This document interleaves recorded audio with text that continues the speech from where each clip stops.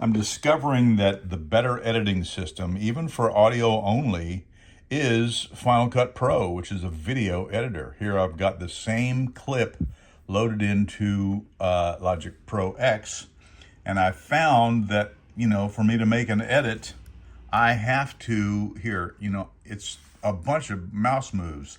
I have to find and cut this, then find and cut this, then select this and delete it and put this back together, that's a lot of steps. It's 5 steps. King Tut comparison. Pain in the butt. So here, for me to do the same thing, it was basically one move. We're talking about the King Tut comparison video, which will show. The dates are good. Or one move anyway. So here, look, here's a different section. So what I have to do here is I audition it, of course. Dry. So I want to cut out all that.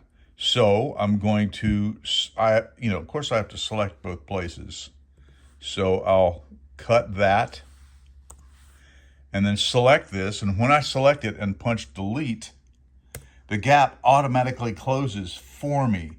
So that saves me a whole bunch of messing around with it. Good, but the cookies are dry. The chocolate covered.